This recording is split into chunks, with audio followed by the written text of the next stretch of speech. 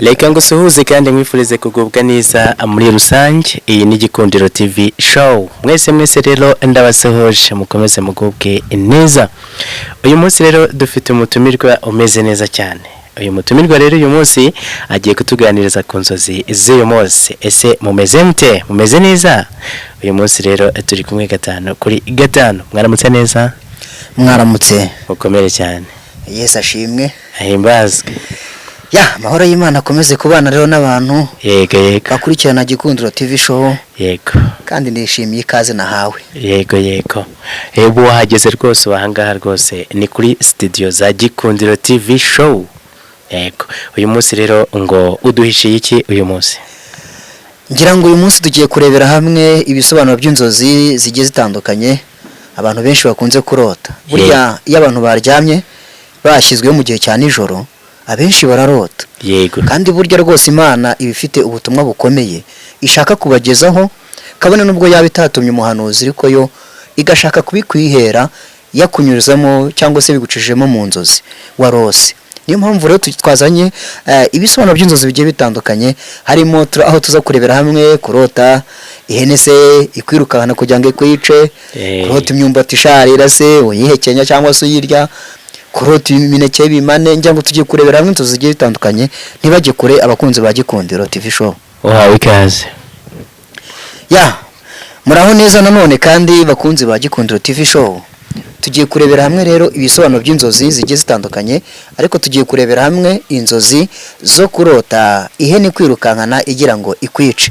Burya kurota ihene ikwirukankana igira ngo ikwice bifite ubutumwa bukomeye cyane. Reka duherebe inzozi za mbere zo kurota ubona ihene ikwirukankana igira ngo ikwice. Burya kurota ihene ikwirukankana igira ngo ikwice bishobora gusobanura ubwoba cyangwa se ibibazo uri guhura nabyo mu buzima bwawe bwa buri munsi. Niba warose rwose ubona ihene ikwirukankana igira ngo ikwice, nicyo gihe cyo kugira ngo ufate ibihe byo gusenga kugira ngo Imana igushyigikire, kuko buriya ntabwo kurota wirukankanwa n'ihene ari ikintu cyiza cyane cyo kwishimira. Ngira ngo buri munsi kandi kenshi duhora tubifuriza impagarike n'ubugingo. Muri kumwe na Yohana rero murabizi ndabakunda cyane. Reka turebe ibisobanuro bya kabiri cyangwa se inzozi za kabiri zo kurota ihene ikwirukankana. Kurota none ihene ikwirukankana bishobora kuba ikimenyetso cy'umunaniro cyangwa se cy'ibitekerezo cyangwa se stress nyinshi. Ushobora kuba muri iyo minsi ufite stress nyinshi cyangwa se ufite ibintu biguhangayikishije, ariko nkubwira ko wowe ufite ibintu biguhangayikishije ngwino kwa Yesu. Yesu aratabara kandi agira neza cyane. Aho ngaho niba yarose ihene kwirukankana buriya rwose byari bifite ubutumwa bukomeye cyane, bikwibutsa yuko rwose nubwo stress zaba nyinshi ukwiye guhungira ku Mana. Reka turebe inzozi za gatatu zo kurota ihene ikwirukankana cyangwa se igisobanuro cya gatatu. Ahangaha nanone kandi kurota ihene kwirukankana byabisobanura iki nanone? Hari igihe biba abyerekana yuko hari icyaha cyangwa se amakosa umutima wawe ukunze kugwamo cyangwa se ukunze gukora. Buriya niba warose ihene ikwirukankana nanone bishobora gusobanura ko hari icyaha cyangwa se hari ibyaha cyangwa se hari amakosa muri iyo minsi umaze iminsi ukora. Niyo mpamvu rero ukwiye kwisuzuma neza ukareba uburyo utagenze, noneho Imana ikabasha kugukoraho ibyo byaha cyangwa se kuguhanaguraho ayo makosa. Reka turebe inzozi za kane cyangwa se ibisobanuro bya kane. Ahangaha bishobora gusobanura ko hari abantu cyangwa se ibintu wumva biteye insecurity cyangwa se umutekano mukeya, cyangwa se ari abantu mutari kwizerana. Niba rwose wararose ubona ihene ikwirukankana nanone byasobanura icyo kintu. Reka turebe igisobanuro cya gatanu cyo kurota ihene ikwirukankana. Yes, mu buryo bw'umwuka rero bamwe babifata nk'igitero cy'umwanzi cyangwa se intambara yo mu mwuka. Nanone mu buryo bw'umwuka wera, niba uri umukristo, niba uri umunyamasengesho, ndetse niba yewe uri umuntu ukunda kwegera Imana, ukaba wararose ihene ikwirukankana, menya ko rwose ugeze mu gihe cyo kurwana intambara yo mu buryo bw'umwuka. Aho ngaho Satani ari kuguhigisha uruhindu, Satani ari kugushaka. Ariko inama ya mbere rero kuri wowe usenga Imana, aho rwose ntago ari ibintu bisanzwe kurota wirukankanwa n'ihene ntago ari ikintu cyiza cyane, biri kugaragaza yuko rwose Satani ari kukwirukankaho kandi Satani ari kuguhiga. Niyo mpamvu rero ukwiye kurwana intambara yo kwizera. Iyi ni intambara y'umwuka uri kurwana, ukwiye kwizera kandi ukiringira Imana, kuko Imana niyo igira neza kandi niyo itabara. Erega uhungiye ku Uwiteka iramutabara. Reka turebe inzozi za gatandatu, niba nawe wararose ihene ikwirukankana. Aho ngaho tumaze kubona ko kuba warose ihene ikwirukankana mu buryo bw'umwuka wera, ugiye uhagurukiwe n'ibitero by'umwanzi Satani. Aho ngaho yaba yakoresheje abantu bakurwanya, yaba yakoresheje abarozi bari kukuroga. Aho rwose niba warose inzozi ziteye gutyo, menya ko ari igihe cyo kurwana intambara ikomeye. Wirangara kandi fata ibihe byo kuba hafi y'Imana cyangwa se byo kwegera Imana urushaho gusenga. Reka turi inzozi za gatandatu rero. Iyo nanone urota uhunga cyangwa se wirukankanwa n'ihene, aha bishobora kuvuga yuko iyo wayisize, ubona wayisize rwose itagushyikiriye, bisobanuye yuko uzatsinda ibibazo uri kunyuramo. Niba wararose ihene kwirukankana ukabona wayisize ntigushyikiriye, nta kigutwaye, kandi ukabona rwose uyicitse, wumva nyine ubona yuko ntacyo yari bugutware, aho ngaho rwose uba ucitse ibigeragezo cyangwa se uba ugaragaje yuko uzatsinda ibyo bibazo uri kunyuramo. Reka turebe inzozi za karindwi rero. Niba nawe wararose ubona ihene ikwirukankana, nshuti bakunzi ba Gikundiro TV show, niba utarakora subscribe, nyarukira ngaho hasi gatoya ukande ku ijambo subscribe, ujye muri comment utwandikire utubwire izindi nzozi waba wararose kugira ngo tuzagufashe kuzisobanura. Nge ndi Yohana. Reka turi inzozi za karindwi rero. Iyo nanone urota ihene ikwirukankana cyangwa se wirukankanwa n'ihene, akenshi byerekana ubwoba butagaragara neza cyangwa se ikibazo kitarasobanuka. Nanone kandi bishobora kuba byasobanura yuko ufite ikibazo kitarasobanuka mu buzima bwawe. Niba rero wararose inzozi nk'izo ngizo, menya yuko hari ibidasobanutse mu buzima bwawe, ukwiriye nanone kandi kwegera Imana ukayisenga. Ngira ngo buri munsi mpora mbabwira ko niba uhuye n'izi nzozi ukwiye kunyarukira ahantu hari abakozi b'Imana bagasenga. Wanatwandikira muri comment, tukazagufasha gusenga Imana, ukatubwira ikibazo ufite muri iyo minsi kiguhangayikishije kitarasobanuka, tukakubwirira Imana isobanura ibidasobanutse ikabisobanura. Reka turebe inzozi za munani. Kurota umuntu muziranye cyangwa se kurota umuntu muziranye, none ushobora kuvuga ko mfitanye amakimbirane cyangwa se kutumvikana. Ushobora kurota urimo wirukankanwa n'umuntu muziranye cyangwa se musanzwe muziranye nawe akaba yahagurutse nka daimoni wakoreye mu ihene neza ariko agakorera mu muntu we muziranye kwa nemara kwirukankana bihambaye. Bishobora gusobanura yuko nanone hari amakimbirane cyangwa se ukutumvikana guhari hagati yanyu. Ukwiye gusenga Imana none kandi niba waranarose wirukankanwa n'umuntu muziranye. Hari igihe nanone kandi izi nzozi zishobora kuba zikuburira, ukwiriye kwitonda ugasenga Imana ndetse buri munsi kugira ngo Imana igushyikire kandi Imana ikurengere kandi Imana ikurwaneho. Niba rero wararose rwose ubona ihene ikwirukankana, ngicyo icyo bisobanuye. Bishoboye gusoba byasobanura stress cyangwa se guhangayika. Niba rwose warose wirukankanwa n'ihene, bishobora gusobanura stress cyangwa se guhangayika. Kabiri, ikibazo kiri kugukurikirana. Gatatu, bishobora gusobanura guhunga inshingano, kuba ubabora uri guhunga inshingano. Kane, amakimbirane ndetse yewe n'amahane. Umuntu ugufitiye ishyari, bishobora kuba none kandi byasobanura umuntu ugufitiye ishyari, umujinya cyangwa se uri guhatwa, kubura amahoro mu mutima, intambara yo mu mwuka ndetse n'ubutumwa bwo kuba maso. Ukwiye rero gusenga cyane ukegera Imana niba wararose inzozi nk'izi ngizi. Aha rero ni kuri Gikundiro TV show wahageze, nta gukuraho urushinge rwawe. Ngira ngo nugukanda kuri like ndetse na comment, ugakanda ku ijambo subscribe, ukaba ubaye umufatanyabikorwa wacu mwiza, uzajya uhora ukurikirana ibiganiro bya Gikundiro TV show. Reka turebere hamwe n'izindi nzozi. Ngira ngo twabwiye ko turi kurebera hamwe ibisobanuro by'inzozi zigiye zitandukanye. Tugiye kurebera hamwe nanone kandi kurota urya imyumbati isharira. Bamwe hari ababyita ngo ni imyumbati irura, imyumbati ushyira mu kanwa nyine ukumva wahita ucira ako kanya utaranawumira. Ahangaha tugiye kureba rero kurota imyumbati isharira. Niba rose imyumbati isharira bisobanuye iki mu buzima bwawe, bifite ubuhe butumwa bukomeye bishaka kukugezaho. Ahangaha kurota imyumbati isharira bisobanuye gushoberwa cyangwa se kutanyurwa n'ibyo uri kubona. Niba rwose wararose imyumbati isharira bisobanuye rwose kutanyurwa n'ibyo uri kubona.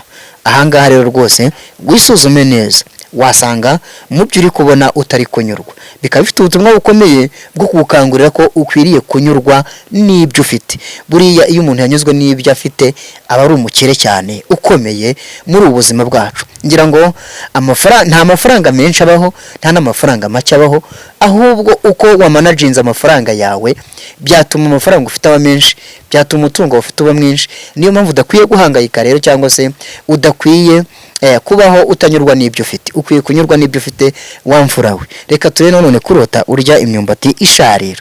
Ese none kurota urya imyumbati isharira byaba bisobanuye iki? None kandi kurota urya imyumbati isharira bisobanuye ibibazo bito ibibazo bitoya bitakemuwe neza, ibibazo bitoya bitakemuwe neza cyangwa se bitakemutse neza. Niba none kandi warahose uri kurya imyumbati isharira birasobanura ibibazo bitakemuwe neza. Aho ngaho rero rwose niba waragiranye ikibazo n'umuntu, niba waragiranye ikibazo n'umuryango wawe, icyo kibazo mukwiye kongera kwicara mukagicoca, mukagishakira umuti ndetse n'igisubizo cy'icyo kibazo. Reka turebe inzozi za gatatu zo kurota urya imyumbati isharira. Bisobanuye icyizere gike ndetse ku kintu wari utegereje. Niba wararose urya imyumbati isharira, menya ko rwose hari icyizere gike cyane ku bintu wari utegereje. Niyo mpamvu rwose ibyo wari utegereje kuraho amaso, ahubwo shakisha indi nzira kugira ngo Imana igushyigikire kandi Imana igutabare. Kurota urya imyumbati isharira ngiki cyo bishatse gusobanura muri make. Niba uri umukristo rero ukaba wararose urya imyumbati isharira, none ukwiriye kuba maso kandi ukirinda. Ushobora gusanga amagambo muri iyo minsi uri kuvuga cyangwa se imbuto uri kwera zitari kuryohera abantu. Niba rero warose urya imyumbati isharira by'umwihariko, ukaba uri umunyamasengesho, ukaba uri umuririmbyi, ukaba uri umuvugabutumwa, itegereze neza mu mbuto uri kwera muri iyo minsi, ntabwo ziri kuryohera abantu. Fata ibindi bihe byo gusenga, wongere usaba Imana ikongerere amavuta ndetse n'umwuka w'urukundo. Reka twirebere rero nanone kandi kurota imineke y'ibimane. Ese nawe waba warigeze kurota urya imineke y'ibimane? Uri kurya imineke y'ibimane, hari ukuntu imineke nyine ibifatanye ukabona ni imineke ibiri, kandi nanone ukabona ni umuneke umwe, ukabura mbese ibisobanuro byabyo wamaze kurya uwo muneke. Abenshi rero bakunze kurota izi nzozi. Wige kure wamfura we, ndabizi ubwo wasanga warazirose izi nzozi. Tugiye kurebera hamwe rero ibisobanuro bitatu by'ingenzi kuri izi nzozi, nawe uraza kubonamo ibyawe niba wararose izi nzozi. Ikindi kandi ushobora kuba waraganira n'inshuti yawe ikakubwira ko yarose izi nzozi, urayisharinga ino video kugira ngo iyirebe, nirangiza nayo isobanukirwe. Aha ni kuri Gikundiro TV show, nta handi ukwiye kujya gushakira inzozi turota, ibiganiro bitandukanye, ijambo ry'Imana. Yemwe tugiye kujya tubagezaho ijambo ry'Imana, ubuhamya, inzozi, mbese ibintu bya gospel bifite aho byavana umuntu ndetse naho byamugeza. Gira ngo muri iyi minsi ya none aho insengero zafungiwe, abantu ntibakibona ubutarukira mu nsengero ngo baganire neza ku ijambo ry'Imana mu buryo bwimbitse. Ariko kuri Gikundiro TV show ugiye kujya ubihabona. Ngira ngo ni hake cyane wajya mu nsengero bakaba bagusobanurira inzozi warose, ni gake cyane. Ngira ngo ahangaha kuri Gikundiro TV show ugiye kujya ubihabona rwose ku bwinshi. Reka turebe kurota imineke y'ibimane. Kurota imineke y'ibimane bisobanuye iki? Ahangaha tugiye kureba kurota imineke y'ibimane cyangwa se n'imineke y'ibimene. Ahangaha bisobanuye iki? Bisobanuye kurota imineke y'ibimene bisobanuye igihombo gito cyangwa se kwangirika kw'ikintu. Kurota imineke y'ibimene bisobanuye igihombo gito cyangwa se kwangirika kw'ikintu. Niba rwose wararose ubona imineke y'ibimene cyangwa se yamanyaguritse, reka duhere kuri umuneke wamanyaguritse, ahangaho rwose bisobanuye igihombo gito cyangwa se kwangirika kw'ikintu.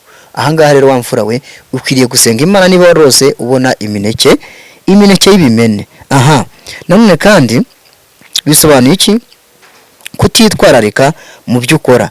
Niba rwose warose ubona imineke y'ibimene nanone bisobanuye kutitwararika mu byo ukora ukwiye kwitwararika rero cyane cyane rwose mu byo ukora rwose, kugira ngo Imana irusheho kuguha ubutsinzi, irusheho kuguha ubutsinzi, ndetse irusheho gutunganirwa, ndetse irusheho kuguha kumenya gusobanukirwa ndetse nabo muri kubana muri iyo minsi. None niba wararose ubona imineke y'ibimene, bisobanuye imigambi idakomeje neza, imigambi idakomeje neza. Niba rwose ubona imineke y'ibimene, birasobanuye imigambi idakomeje neza rwose. Niyo mpamvu ukwiriye rwose kuba maso kuri icyo kintu, kugira ngo Imana ikugirire neza kandi Imana igutabare. Wamfura we rero, reka turebe kurota imineke. Nanone imineke y'ibimane bisobanuye iki? Imineke y'ibimane bisobanuye iki mu buzima busanzwe bwa buri munsi? Reka turebere hamwe kurota imineke y'ibimane, twirebere ubusobanuro bwabyo. Ahangaha rwose niba rwose imineke y'ibimane, ushobora kuba ugiye guhura n'amahirwe. Niba warabonaga iyo mineke ari myiza, ushaka kuba ugiye kuzahura n'amahirwe cyangwa se umugisha ukomeye, ku buryo bizakuviramo kwishima ndetse no kunezerwa. Niba rwose wararose ubona imineke y'ibimane, ushobora kuba ugiye kubona umugisha ukomeye kandi umugisha uhambaye. Reka turebe umuntu warose inka ye, cyangwa se inka yabyaye inyana cyangwa se ikimasa. Ese waba warigeze kurota ubona inka yabyaye inyana cyangwa ikimasa? Tugiye kurebera hamwe izo nzozi warose. Kurota ubona inka yabyaye inyana cyangwa se ikimasa, ahangaha bisobanura umugisha n'iterambere mu buzima. Bisobanura umugisha n'iterambere mu buzima, kimwe na za nzozi tubonye haruguru zo kurota imineke y'ibimane, ariko ubona ari imineke myiza rwose ifatanye, uba ugiye kubona umugisha n'ubundi ukomeye. Ahangaha rero kurota inka yabyaye inyana cyangwa se ikimasa, ubona iyo nyana ari nziza, icyo kimasa ari cyiza, birasobanura umugisha ndetse n'iterambere mu buzima bwawe. Ugiye gutera imbere wamfura we. Nanone kandi birasobanura kwiyongera kw'amafaranga cyangwa se ibikoresho. Ushobora none kuba ugiye kubona amafaranga menshi. Niba rwose izi nzozi, ukwiriye gusenga Imana, ndetse yewe ukwiriye gufata umwanya wo gusenga kugira ngo izo nzozi Imana izisohoze neza cyane. Reka turebe kandi nanone kurota inka yabyaye inyana cyangwa se ikimasa, birasobanuye iki? Birasobanura intangiriro y'ibintu byiza bishya mu muryango cyangwa se mu kazi. Niba rwose wararose ubona inka yawe yabyaye inyana cyangwa se ikimasa, ni intangiriro y'ubuzima bwiza mu kazi. Ugiye kubona umugisha, ugiye kubona abantu bakwitaho, ugiye kubona urukundo, ndetse yewe ugiye kubona abantu bakwereka imbabazi. Ngira ngo rero wamfura we, aha ni kuri Gikundiro TV show. Ahangaha wahageze rwose, ntukwiye kujya kure cyane, ukwiye gukanda ku ijambo subscribe, like, share ndetse na comment, kugira ngo ujye ukurikirana umwanya w'inzozi turota hano kuri Gikundiro TV show. Mwari kumwe n'inshuti yanyu Yohana, rero murabizi, mpambifuriza amahoro ndetse n'imigisha biva ku Uwiteka. Ibisobanuro by'inzozi nakagaruka kuri Gikundiro TV show. Yohana, urakoze cyane kuba utugejejeho izi nzozi. Abantu benshi cyane barampaye comment bambwira bati waza dusobanurire ku izi nzozi. Uyu munsi rero ndakeka bashubijwe. Turi kumwe rero mu kindi kiganiro.